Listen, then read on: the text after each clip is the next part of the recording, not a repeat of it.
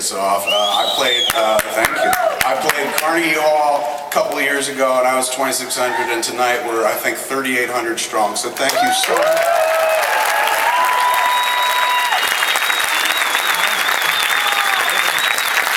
Let this just be a lesson to you that anybody can rent Radio City Music. Even a fat kid from Jersey.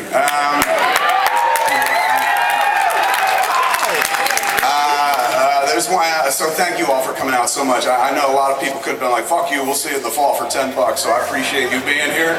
We'll try to make it worth your money, not just the movie itself, but the Q&A will be a lot of fun. But I'd be remiss if I didn't thank so many fucking people, and we'll get to them later, but the one I really got to thank, without whom none of it's possible, the one who just sits by me all the time and says, oh God, really? The Phelpses? Now you're taking these people on? Like, very patient, and she's a Lord Love chubby chaser, and she's the queen of them. I want to thank my wife Jennifer so much. Thank you.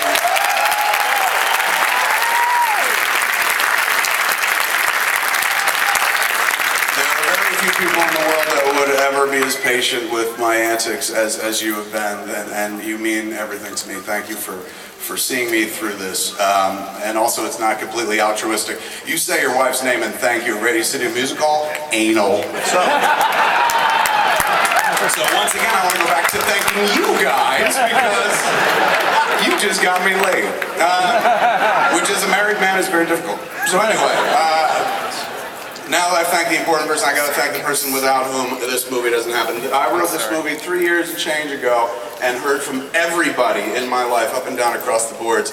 I don't know. It seems like it's more trouble than it's worth. A lot of people didn't want to finance it. It was one of those scripts that just kind of sat there and would have continued sitting there if it wasn't for the man I'm going to introduce you to, bring out here in a second. Without this guy, I never would have been set up at Miramax the way I was back in the day, because he was the guy that kind of championed us to come in, do an overall deal there. So he provided for me way back then when he was just fucking Harvey Weinstein's assistant. He was the man who said, let's get Radio City Music Hall. Like, if we're gonna start fucking big. John's from New York and shit, so it was a big dream for John. He's like, let's fucking do it. Being here tonight, not only being in this venue has everything to do with John, the fact that we're gonna be watching this movie at all has everything to do with my partner in the Harvey Boys. Ladies and gentlemen, give it up for John Gordon.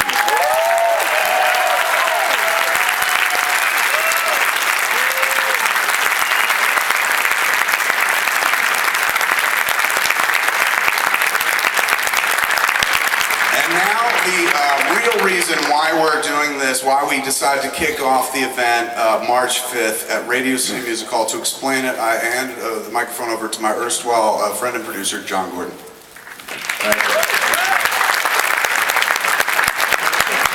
I wanted to have my bar mitzvah here, and it was not ever going to happen, so this is like the next best thing. So I want to thank all of you for coming. Just very quickly, when we decided to plan this tour, which we did really, really quickly, and we decided that the first date was going to be March 5th, Radio City Music Hall. Like a week later, I said, oh my God, it's my dad's 70th birthday today. And so I figured I'd be able to arrange a private meeting with the Rockettes for him, and that was negged immediately by my mother. Radio City was down with it. So I thought the next best thing, because I didn't get him a present this year, was to have all of you sing happy birthday to him, and then we'll start the movie. But if you wouldn't mind, would everyone be cool doing that? I'm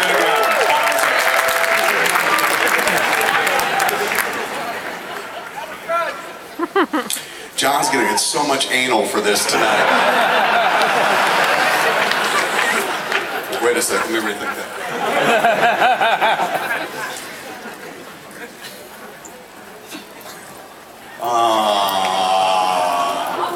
You can't see it yet, you're about to.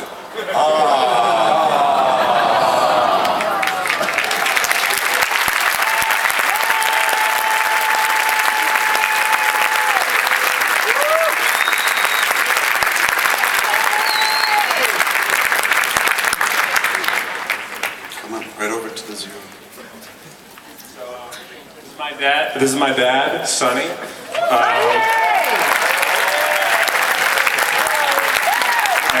This is great. So quick verse of happy birthday, and then we'll get the evening started. Happy birthday.